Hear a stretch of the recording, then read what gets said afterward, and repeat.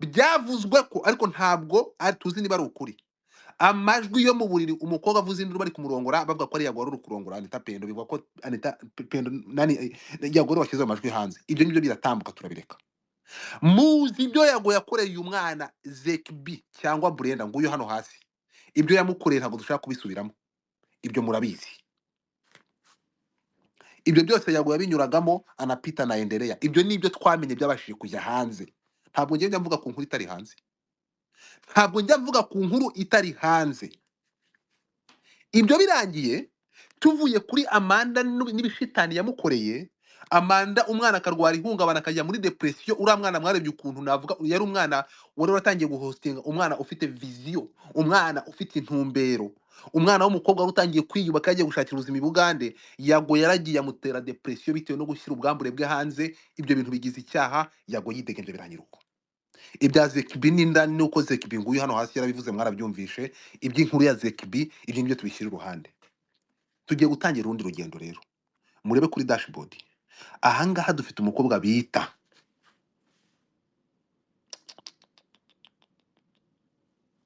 ibintu birababaje. Ibi bintu biteye agahinda gakabije. Uyu Dabiju ni umwana w'umukobwa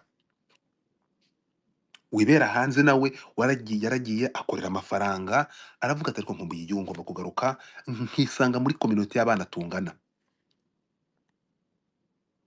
Aragenda ahura n'umuntu bita Yago aragenda amubera nka coronavirus. Yago abeshyuye umukobwa ko amukunda. Bakundura umwaka wa mbere, umwaka wa kabiri ugiye kwikubitamo Yago atangira kurira kwa kundi mumuzi. Ibi bintu birababaje, aribyo twifuza kugira ngo inzego zigire ikintu zibikoraho kuko biteye agahinda ku ruhande rumwe, kuko ntabwo tuzategereza ngo tubone umuntu yiyahuye. Ntabwo tuzabona umwana w'umukobwa yiyahuye. Byaje kugenda gute? Yago yafashe uyu mukobwa, arangije kumufata amwizeza ibitangaza, amwizeza ko ari we Kasamutwe. Muribuka Yago ajya muri Nigeria Lagos gukora yandi mu murabyibuka Yago yabipostinze. Kuva kuri boxa kugeza ku tike y'indege kugera kuri hoteli yarayemo kugera ku bantu yahuye nabo. Uyu mwana w'umukobwa ni ku ikofi y'uyu mwana w'umukobwa. Kuva ku tike y'indege kugera ku byo kurya yariye muri Nigeria, ahora avuga ko yagiye muri Nigeria, yari ku mufuka w'uyu mwana. Uyu mwana w'umukobwa Yago yabeshyaga urukundo, aragenda yishyura buri kimwe cyose, ariko Yago akamubwira ko ibyo ari gukora amafaranga yose Yago azayamusubiza. Mu ntege amatwi tugendane neza. Yago ibyo birangiye aragenda aspendinga amafaranga y'ura mukobwa, amafaranga umwana w'umukobwa saving yari afite yose ayaha Yago. Yago avuga ko azayamusubiza. Umukobwa aragenda amaso ahera mu kirere, amafaranga arayamwima. Muribuka Yago ajya i Burundi bakavuga ko bamurugeye i Burundi. Yago yagiye i Burundi. Umwana w'umukobwa ava muri gahunda ze ajya kurwaza Yago i Burundi. Muraza kumva igiteye agahinda kurushaho rero.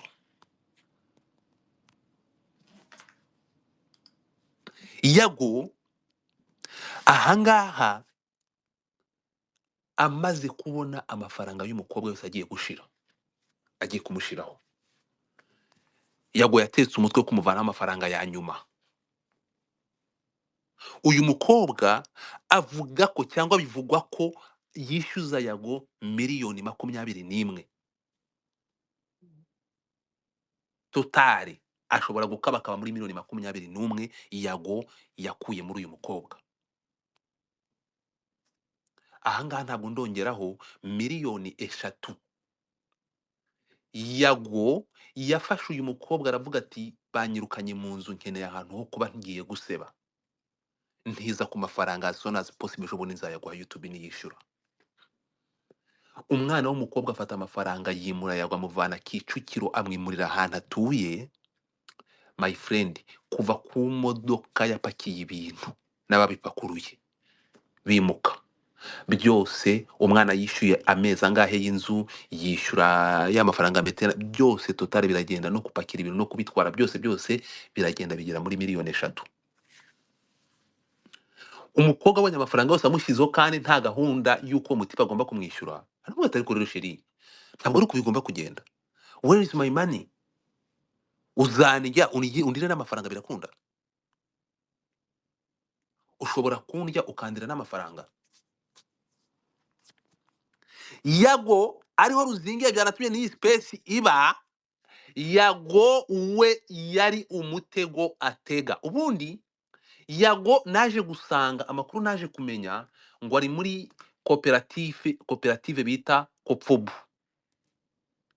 Kopfobu ni koperative yazanywe n'umusikama utuye i Nyamirambo.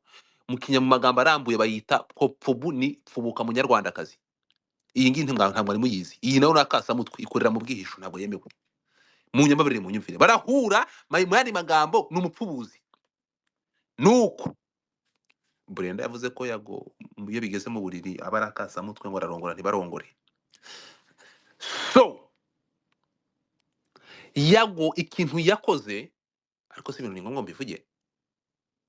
Biri ngombwa ngo mbivuge cyangwa ntabwo biri ngombwa?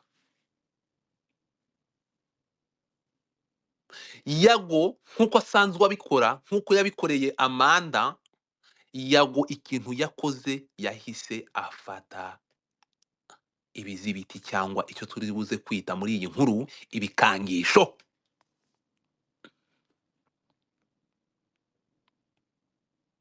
Yago yafashe icyo bita ibikangisho, afata uyu mwana w'umukobwa. Mwibuke yari girlfriend we, yamufataga nka girlfriend we. Umukobwa yari azi ko yaba yabanye n'umuhungu w'inshuti ye, bakundanye hafi imyaka 2, barabana. Hanyuma Yago ikintu yakoze, umukobwa akomeje kumushyiraho igitutu ngo amwishyure. Umukobwa ati sheri, amafaranga amaze kuba menshi, mpa amafaranga, bimeze bite? Yago aravuga ati umva rero nkubwire,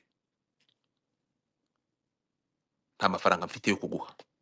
Umukobwa ararakara, aragenda abibwira inshuti, aravuga ati Yago aranyambuye, ibi ni iki, nkora iki?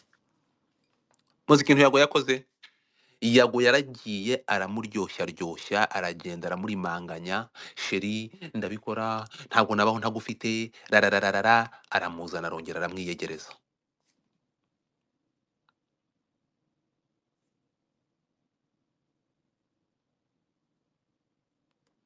Mwabantu mwe, muri uko kumwiyegereza, ntabwo Yago yamwiyegereje amugarura, ntabwo yari yongeye kumugirira urukundo cyangwa ashaka kugira ngo arangize ibibazo. Yashaka kumukorera ikintu twita iyicarubozo. Yafashe uyu mwana w'umukobwa aragenda, nk'umuntu bakundanye igihe kirekire, nk'umuntu babanye. Yago aragenda aramwegera, amujyana mu cyumba cyiza neza neza. Yago aragenda buri nguni ayishyiramo kamera. Allahu akbar.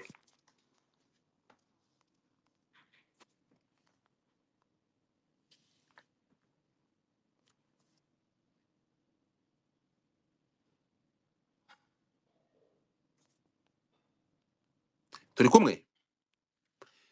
Buri nguni ayishyiramo kamera.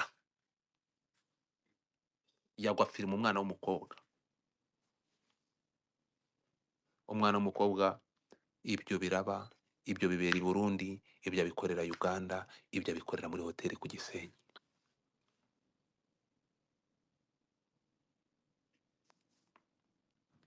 Nari nzi ko ntari bukoreshe ibi bintu, ariko nabonye ntuza, munshakire Dekati kuko nabonye iyi nkura yizi no kundusha. Nakubiswe n'inkuba. Nta muntu ufite nimero ya Dekati ngo amwandikire amubwire ngo Dekati ushobora kwitaba Godfather ko akwifuza. Munzanire Dekati hano. Abafite Dekati mumubwire ngo waje kuri space cyangwa mumwoherereze space. Abantu muri gusaba mike, murasaba mike zo kujya he? Wajye mureka gushyanuka.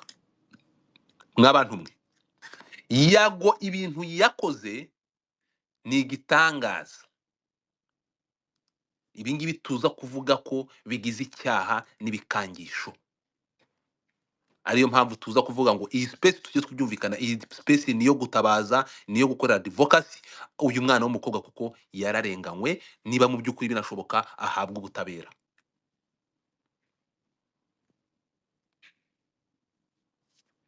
Ndaje.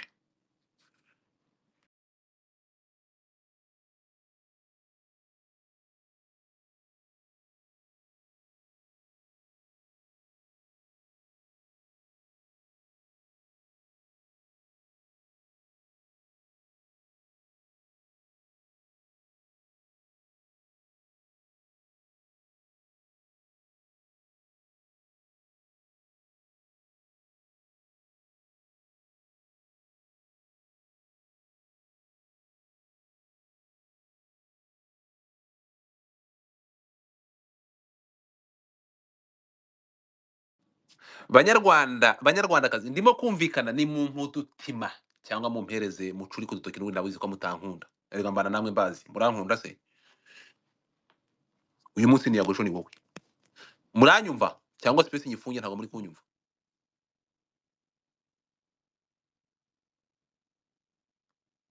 ko nta muntu ndi kumva ko mutari gushyiraho sign ngo mbone niba turi kujyanirana muri kunyumva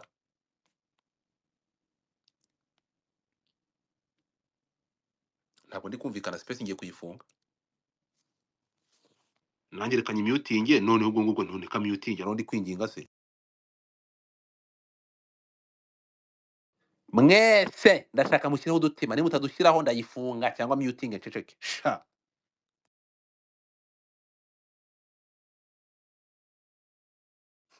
kare koze umugambi wawe mwigiraga make nuko bigomba kugenda nta mpamvu igomba kuba ba dictator amatwi yanyu mubwire ngo udahari amaraso ntamutarukire kuko tugiye kugera ibyo ngiye kubumvisha nibyo amatwi yanyu atigeze yumva mwabantu mwe ibi bintu nimbivuga mfite ijwi ndababaye kandi ndashaka kugira ngo igitsina gore muhaguruke muharanire uburenganzira bwanyu ntabwo ibi bintu bigomba gukorerwa umwana w'umunyarwandakazi turasaba inzego z'umutekano uyu mukobwa arenganurwe kuko ibi ngibi ni ihohotera n'iharabika ibi ngibi birababaje yago akimara kubona uyu mukobwa akomeje kumushyiraho inkundura no kugaragaza ko yamwambuye amafaranga ariko yago akemera kwishyura miliyoni 3 tugende neza twumvikane yago ngo akemera kwishyura miliyoni 3 izo ngizo umwana w'umukobwa yamuhaye amwishyurira inzu kugira ngo yimuke arangije umwana w'umukobwa arambwira ati nayo yampe umwaka warushize yago yaranze kumuha nayo mafaranga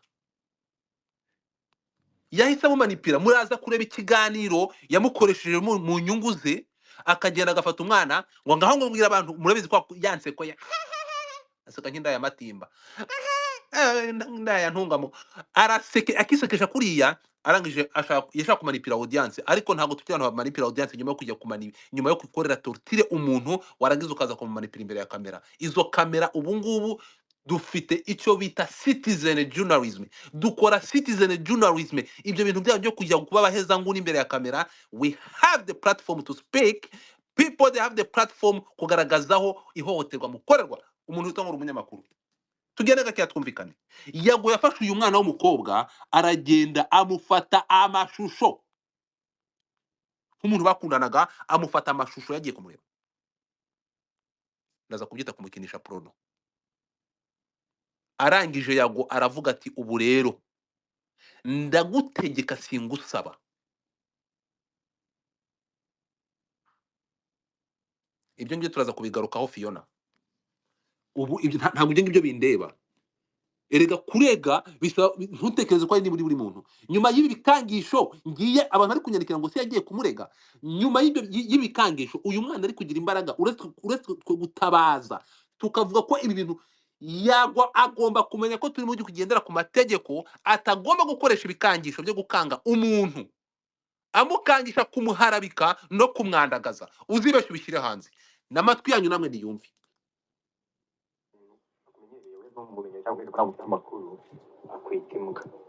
kuri ino nshuro rero uyu ni yago nimwumve narakuretse bijo narakuretse big time narakuretse ubugoryi bwawe ndabundabutorera amapi yawe ndayarya ndakureka niba waramuteye ururimi niba warayariye waramaze yakurishije ku ngufu ndakureka unyica nabi mani ndakureka wandaya uramenyera ndakureka wabishye wowe uramenyera ndakureka mbigusubiriremo urumva ariko kuri ino shuri ayo mabyi wizaniswa ngo screenshot ibiki ngo sijui ngo ngaho ngo aya ni amagambo ari kubwira umwana w'umukobwa babanye baziranye umwana w'umukobwa mubabare mu nyumvire uyu ni umunyarwandakazi bari kwita gutya uramenyera ndakureka mbigusubiriremo urumva ariko kuri ino shuri ayo mabyi wizanishwa ngo screenshot ibiki ngo sijui ngo ngaho ngo amavideo ndakwica ndakubabaza kuri ino shuri ugiye kumenya noneho wagwana muri gutega amatwi biri kumvikana namwe matwi yanyu kuko ndi kubyumva muri kubyumva kuko ndi kubyumva ngiye kumenya uwo ndiwe neza kubera ubwo bugoryi bwawe n'amabyibi yawe byo gushaka kumenyera ariko uretse nyina ku mutwe urugendo nyina ku mutwe uzanaho amabyi ndakureka ariko nanjye mfite ibyo nashyira hariya so for now you're going to deal with your fucking bullshit asshole urabyumva ugiye kugiringa n'ubwambure bwawe ugiye kugiringa n'ubwo bwambure bwawe mwabyumvishe ndashaka mwumve namwe muri abantu bakuru ndashaka mwumve ibi ni ibikangisho mu by'ukuri ibi ngibi birenze ubwenge bwa muntu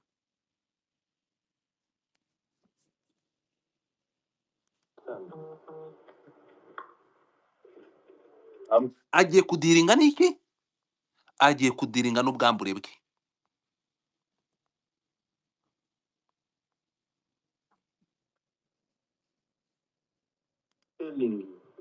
ntugire ngo kuri ino shuri uramenyera ngo mureke ibyo bitsinganyi wagiye ngo guhereza amavideo ngo ibiki ngo gira ikintu gito usohora hanze kinsembure mwereka urebe kubaho urasigara ubyiringa n'ubwambure bwawe wowe urasigara ubyiringa n'ubwambure bwawe ubwo buye murimo kuvuga banyarwandakazi sosiyete turimo ni sosiyete ke ni mu nyumvire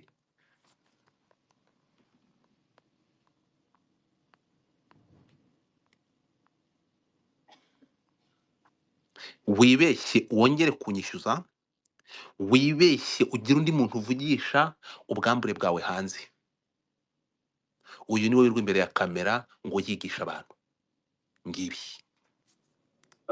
ubuhemu bwawe noneho ubwo nibwo bugiye kumenyekana umwana w'abakobwa uyu nguyu ni umuntu bakundanye almost 2 years uyu mugabo arwara uyu mukobwa yavuye mu byo yari arimo ajya kurwaza yagiye bavuga ngo baramuroze ajya kumurwaza i Burundi mu mafaranga y'uyu mwana w'umukobwa uyu mwana w'umukobwa yaragiye indirimbo zirenga enye yago zose yakoze ni mu mafaranga y'uyu mukobwa kuva kuri audio kugera kuri video ikintu amwituye ni ukumukorera ubunyamaswa bwo kumubwira ko agiye gushyira video yamufashe z'ubwambure hanze rimwe mu dutabare uyu mwana akeneye ubutabera kuko hari ibimenyetso by'urugomo n'ibikangisho yago yakoresheje kuri uyu mwana w'umukobwa uburenganzira ku gitsina gore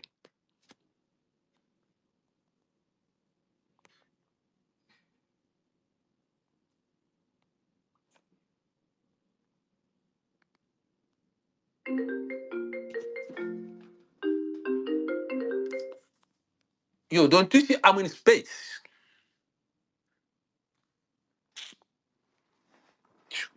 uyu nguyu arampamagara atabona ko ndi muri space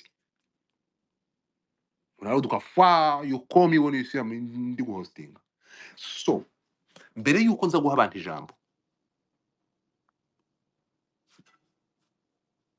ibyo bifungo byose wagiyemo n'ibyo wazize byose wowe urabizi ibyo wirirwa gukora abana bari Nigeria basaze kubera wowe ibyo byose urabizi none kuri n'ushuro kesi zawe zigiye kuvayo kuri n'ushuro ugiye kugiringa n'ikintu utazi kesi zawe zose zigiye kuvayo kesi zawe zose zirabyuka ibyo ngibyo urimo ni ubugoryi sana ndakumena umutwe abo bana urimo abo izo njiji ibyo bigo uretse gato kumena umutwe ibi bintu biremewe ko umuntu ashobora gusandaza umutwe wundi biremewe ibi bintu biremewe ndakumena umutwe umuntu wambariye ukuri your girlfriend for almost 2 years uramutsandaza umutwe ndakumena umutwe abo bana urimo abo izo njiji ibyo bigo uri kumwe nabyo dore ko nawe uri injiji murabigenderamo mwese I'm done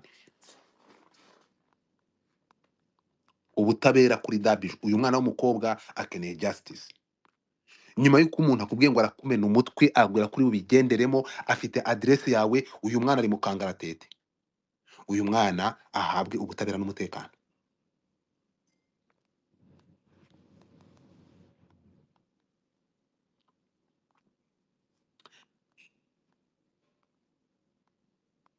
ibi bintu yagwa bimwohererezaga kuri abohereza ikintu once ariko ubwenge bwawe buri mu kantu gato agace gato k'ubwonko wowe urohereza ibintu by'ibikangisho umwana yafashe telefone ntekereza ko babifashe utekereza ko aba wenyine barabifilima. So ibi bintu biteye inkeke, aho umuntu ntabwo ari ubwa mbere, it's not the first time uyu musore akoze ibintu nk'ibi ngibi. Yarabikoze abikorera Amanda. Ibi ngibi Yago ari gukora yabwiye umwana arabikora. Arabikora kuko yabibwiye Amanda arabikora. Yabwiye Amanda ko agiye kumusenya completely. Yago afata amashusho ya Amanda y'ubwambure ayashyira hanze. Reka tuyabashakire amafoto, ntabwo nuko ntemerewe kubishyira aha. Arabikora mwana yabonye amafoto ya Amanda na Yago, umwana yambaye ubusa, Amanda yarwaye ihungabana. Miss Amanda mwarebye ukuntu yabaye, umwana yarahungabanye. Ntabwo dushaka ko byongera kuba ibyabaye kuri Amanda byongera kuba no kundi mukobwa w'umunyarwandakazi. Oya, Yago ahagarikwe. Turasaba Yago guhagarika uru rugomo rwo gushaka gukomeza yanagaza n'abanyarwandakazi. Yarabikoze kuri Amanda. Yago yafashe amajwi arayasakaza agenda abwira abantu ko araya Anita Pendo ngo ari kumusambanya. Mwarabibonye hano. Yago ageze aho akoresha aya magambo, ntabwo ari ubwa mbere. Izina rya Anita Pendo, umubyeyi twubaha, reba ibintu yaragiye kumukorera. Ibyo yakoreye Miss Amanda mwarabibonye, umwana yaracanganyikiwe. Amanda azinibwa ikintu bita igitsina gabo, yiyahuza ibiyobyabwenge mu Buganda, birangira ahindutse umutinganyikazi avuga ko atakongera guhuza amaso n'umugabo. Mwarabibonye iby'umwana w'umukobwa ibyo Yago yamukoreye. None ageze kuri Dabisho akoresha amagambo ye ngaya. umuntu akumenyereye we nk'umuntu cyangwa se kwa amakuru akwita imbwa. Kuri ino nshuro rero narakuretse Bijou, narakuretse big time, narakuretse ubugoryi bwawe ndabundabutorera, amapi yawe ndayarya, ndakureka unyica nabi man, ndakureka wandaya uramenyera Uyu ari kwita indaya yamukoreye indirimbo 3 kuva kuri audio kugera kuri video. Ubu uyu mukobwa arabara amafaranga yamufite ni miliyoni 21. Yago yamwemereye kumwishyura miliyoni 3 muri ayo mafaranga nawe yarayamwimye, nyuma yo kugira ngo uyu mukobwa aceceke areke kumwishyuza ayo mafaranga ye. Umva ibyo amuzaniye. ndakureka wabici wowe uramenyera, ndakureka Uyu ari kwica bici yari girlfriend we. mbisubiriremo. Urumva ariko kuri ino shuri ayo mabyi wizanishwa ngo screenshot ngibiki ngo sijuye ngo ngaho ngo amavideo ndakwica ndakubabaza.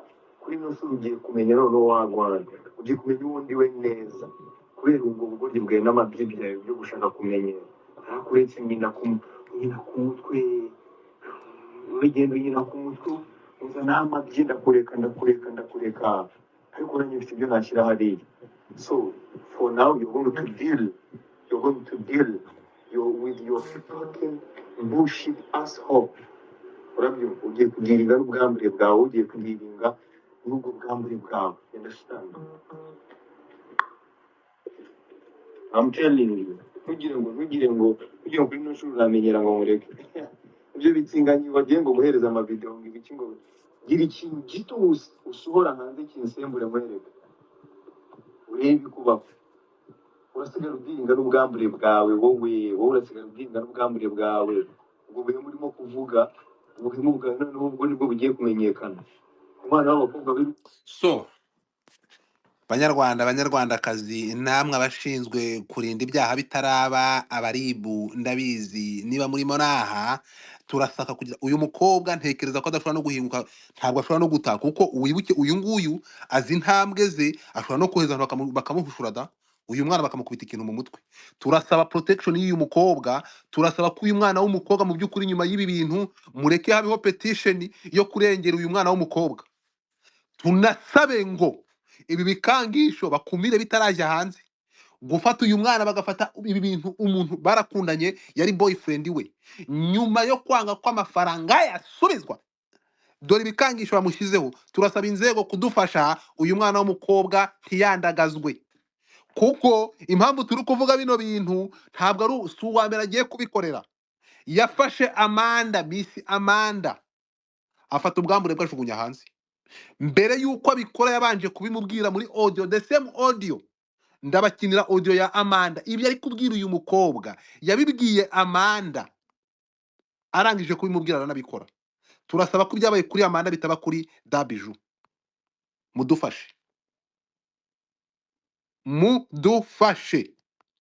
Hanyuma ibi bintu mwabantu mwe ntibigize ibyaha.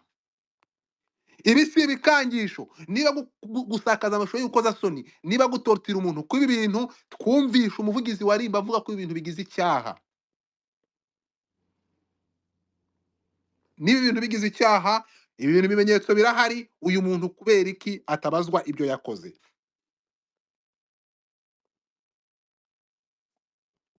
Ubutabera kuri Biju turakora hashtag. Hakenewe hashtag mwabantu mwe. Nyuma yo kwiyumvira ibi bintu narenzaho iki Godfather? Nyuma y'ibyo mpabwiye narenzaho iki? Nta muntu uri kamara ku buryo ashobora gukora ibintu nk'ibi ngibi, agafata umwana w'umukobwa akamuharabika akamushyira muri insécurité ku buryo umuntu ashobora kwiyambura ubuzima. Inzego zibikurikire nizisanga aribwo bwa mbere ibintu bikozwe, muramenya ko ibi bintu maybe harimo no ntabwo ari ubwa mbere. Impamvu tuje gutabaza nuko tuzi uwo yabikoreye kandi yabanje kumuteguza. Nimudatesha azonga tubivuze, ubwambure bw'ura mwana murabusanga hanze, kuko nibyo yakoreye Amanda. Umwana aragenda arasara. Ibi ngibi nibyo yakoreye umukobwa waje mu mazina yitwa Anita, abantu bakamwitiranya na Anita Pendo. Ibi ni yago wabikoze. Hari ibimenyetso y'amajwi turayafite. Turasaba uyu muntu ukomeje guhindanya igitsina gore ahagarikwe. Nta kintu mva na yago, ariko yakoze ubugoryi. Ibintu bigomba guhagarara. Iyi space ndi kuvugirayo niyo naguhamagayeho ejo bundi ngushakira miliyoni 4 zo gusapotinga igitaramo cyawe, barayaguha. Nta kintu mfa nawe, ariko ntabwo ndanga kugira ngo ntabwo ndanga kugira ngo nkwikundirisheho. Ibyo ukoze ni umwanda wabikoreye Amanda. Ibintu ukora reka gutortira igitsina gore no kuba hohotera. Turamagana ibi bintu. Mwebwe rero ngo ntabwo muzavuga ngo ntimuziteranya. Uyu mwana w'umukobwa aramutse agiye akiyahura niko kutiteranya, nibwo mwakumva mufilinze better. Abantu muzi ibi bintu mwacecetse. Kubera iki mwacecetse? Kubera iki mwacecetse? Umuntu akorera undi tortire gutya. Kubera iki yago ashobora gufata amafaranga y'umwana w'umukobwa harayadahakana, kumwishyura akamushyiraho ibikangisho byo gushyira ubwambure bwe hanze? Nimwumve tena ndahite. Kumenyerewe no mumenya amakuru akwitimuka. Kuri ino nshuro rero narakuretse Biju, narakuretse big time, narakuretse ubugoryi bwawe ndabundabutorera, amapi yawe ndayarya, ndakureka unyica nabi mani, ndakureka wandaya uramenyera, ndakureka wambishe wowe uramenyera, ndakureka mbigusubiriremo.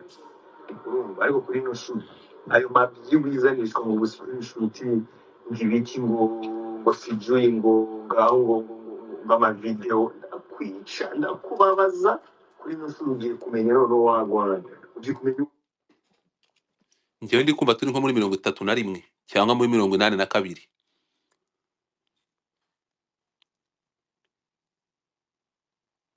Muri 2024 mu Rwanda rwa Gasabo mu mujyi wa Kigali Nyarugenge uravana amagabo mu kanwa ngo uramwica uramubabaza.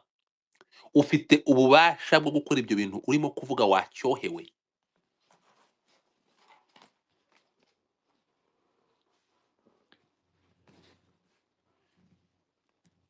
Hari ibintu ngiye numva n'amatwi yanjye nkibaza babagore birirwa batatarikana.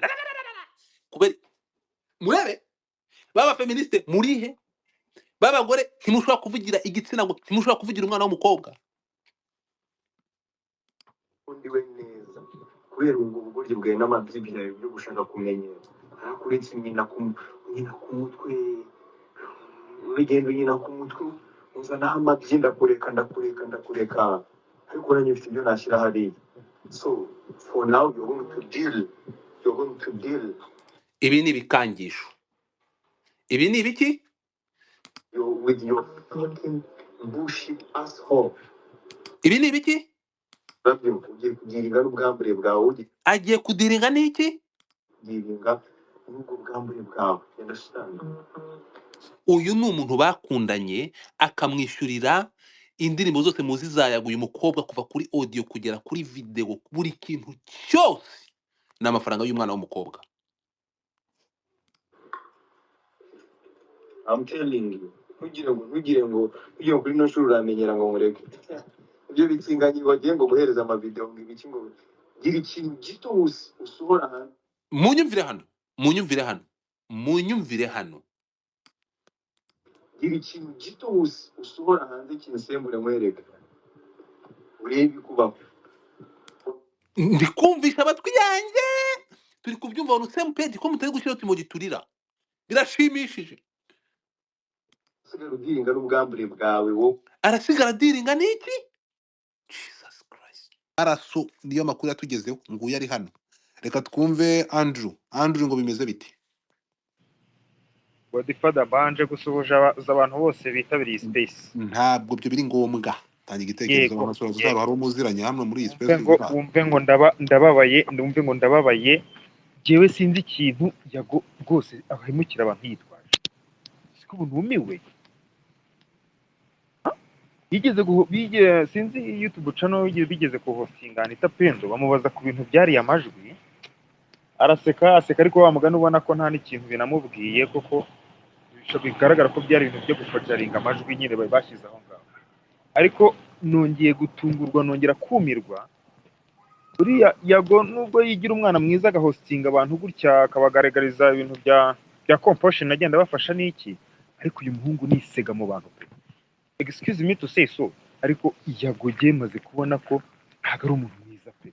Muri society yatubereye iki gica kuko nimba afata umwana w'umukobwa atomatiza abantu noneho n'amagambo ameze kuri yagize icyaha kuri social media biranugo ni ibyaha bikorwa ku ikoranabuhanga ahubwo nayo bamwiteho. Ibi si ibintu rwose sinzi umuntu yenda umubereye pivot ku buryo yarinda guhohotera abantu bingana kuriya, ariko yago ntago ari umuntu mwiza pe, ntago ari umuntu mwiza.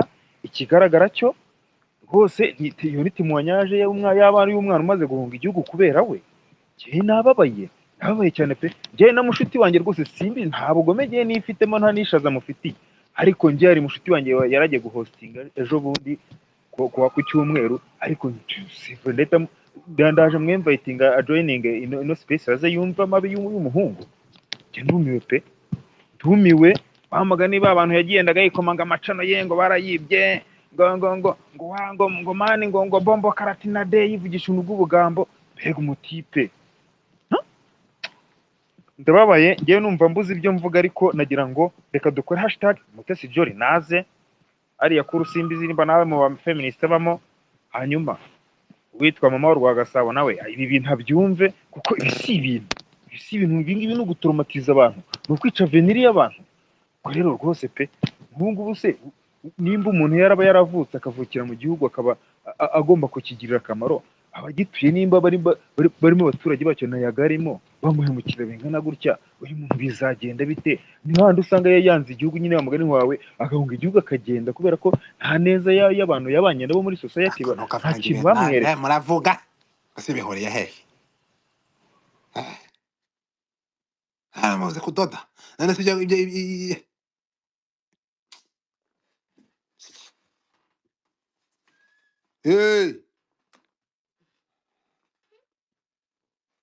igihogo gusa uvuze iki manuka sijya bamenyera ubu ko wari wavuze byari ngombwa kongera amenya mu gihugu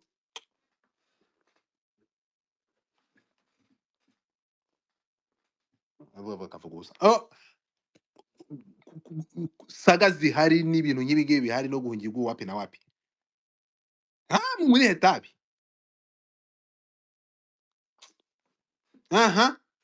Gilbert ufite iki cyo kuvuga ko waje kare?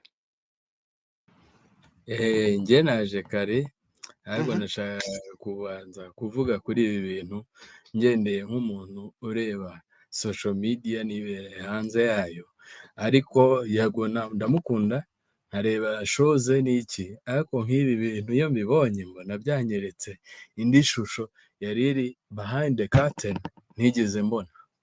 rero iyo shusho sometimes ishobora gutuma ntangira guhindura imyumvire, nkatangira kuvuga ati ibi bintu kumbe ni uku byari bimeze. So mbona harimo challenge, mbona byanze bikunze harimo ukuri, harimo n'ibintu bitari byo, ariko mu by'ukuri harimo guhohoterana, harimo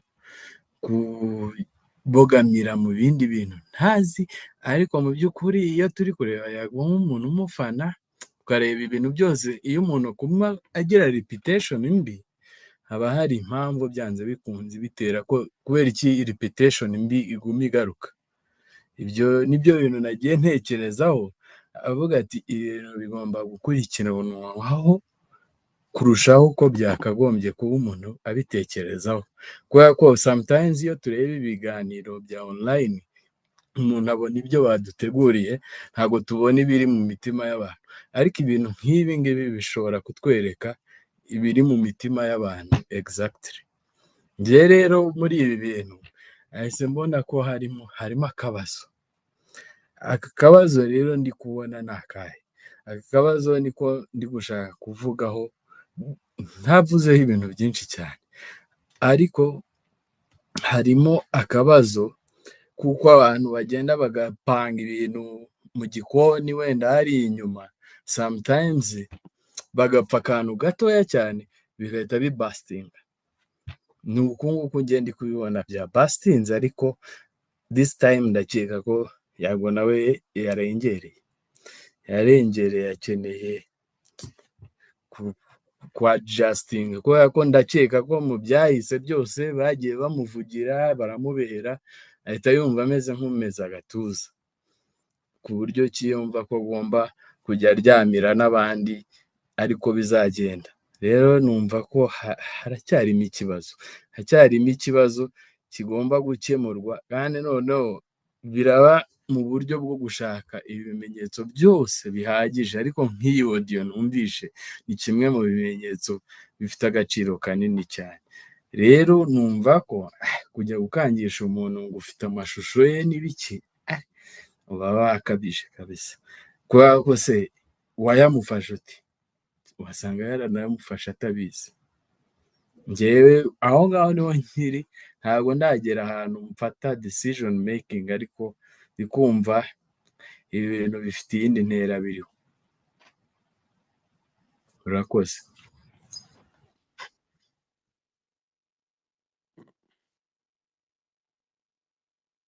Sancho ni Sancho, ufata ijambo, urahari? Wowe wakagabo wifashe mu mutwe, uyu munsi ufite ukuntu uza hano ukipangarika hano hejuru kankuboroki cyohewe.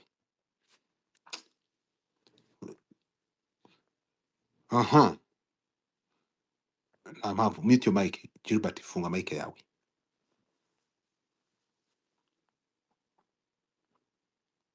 Pamako imprimeri ya kasamutwe, bana bato nimuze muje mucyo bise mahoro. Wiseka iyo uza kuba waranyuze muyo bise, niko kuri iyo uza kuba waranyuze mucyo bise cyangwa icyo twita wiseka iyo uza kuba waranyuze muri Single Connect. Aya masaha uba ufite umukunzi, ntabwo uba umeze nk'umuntu ufite agahinda nkuko ndiba gutyo. Mushake application muri telefone zanyu, iyo twise Single Connect, niyo application ya mbere yonyine mu gihugu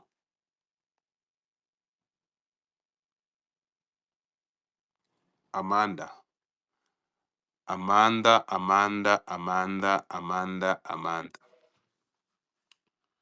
ngo bimeze biti. So tukiri aho ngaho, Iro neza. can you mute your mic? Wakoze ko bambwiye ko muri kumvuga bimeze bite. Wafunga mic yawe gato. Okay. Thank you. So tukiri aho ngaho, muri Single Connect niho honyine ushobora kudownloadinga application. Wamara kudownloadinga application bikarangira ugiye ukagira ukumara irungu, mujye muri iyo application ya Single Connect, ubundi mu downloading muri Apple Store, muri Android urayisangamo, mu downloading. Ibindi you wanna take me later. bafite platform zitandukanye. Instagram ni Single Connect, muri YouTube ni Single Connect, TikTok ni Single Connect, aha kuri Twitter ni Single Connect. Mugende mu downloading Single Connect, ibindi tuzaza kuvugana nyuma. We downloading ukurikiza amabwiriza, mbabwira ko nta catfish cyangwa gushyiramo identity itari yawe ugomba gukoresha muri Single Connect. Ni platform nziza cyane itandukanye n'izindi mutekereza, ntabwo ari Tinda si n'ibindi n'ibindi.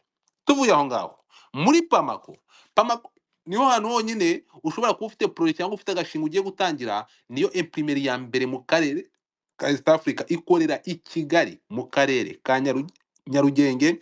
Ushobora kubahamagara ufite gahunda cyangwa kubukinga, wabahamagara kuri 0788318694. Mu yandi magambo ni 031. Ubundi izi nimero zari za business, biragaragara ko iyi business imaze imyaka na yindi.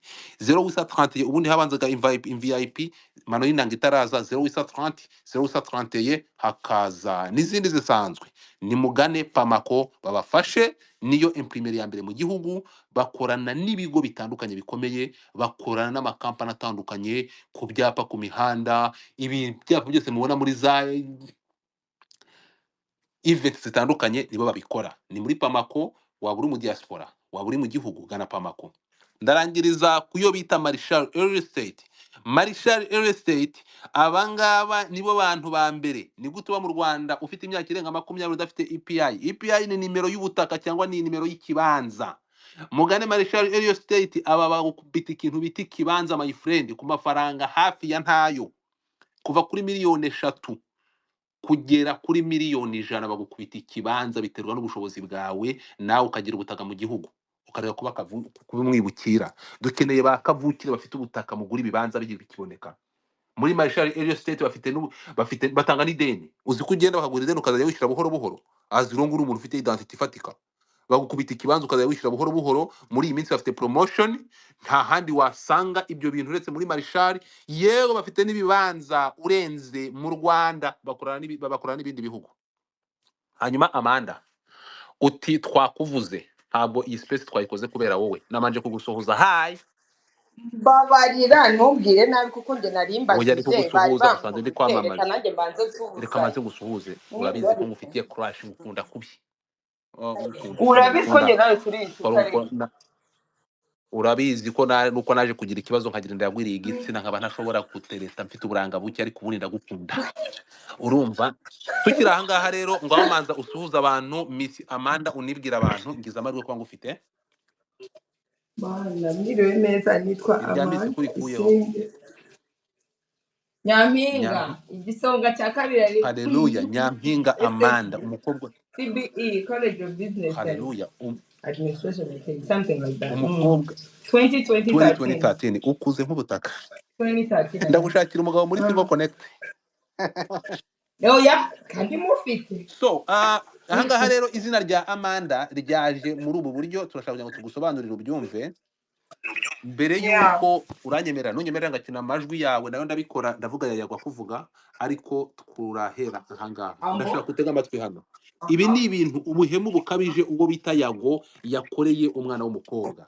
Biba ari prank, biba ari prank, ariko kubyihanganira byanze. Ndaza kugera ijwi izina ryawe ryajemo. Reka duhera. Yakoreye nde? Yago, manza wumve. Kumenyerewe n'umenya cyangwa ariko ntabwo amakuru akwita imbwa.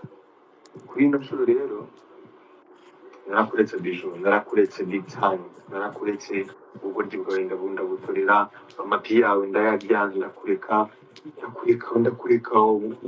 umica nabi Imana, ndakureka wandaye uramenyera, ndakureka wabyinshi uramenyera, ndakureka mbigusubiriremo. Urumva ariko kuri ino nshuro ayo mabyi wizanishwa mu screenshot ibiki ngo sibyuye ngo ngaho ngo amavideo ndakwica ndakubabaza. Kuri ino nshuro ugiye kumenya noneho wagwana, ugiye kumenya uwo ndiwe neza, kubera ubu buryo bwawe n'amabyi byawe byo gushaka kumenyera. Arakuretse nyina ku mutwe, uragenda unyina ku mutwe uzana amabyi, ndakureka ariko nanjye mfite ibyo nashyira hariya. So for now you're going to deal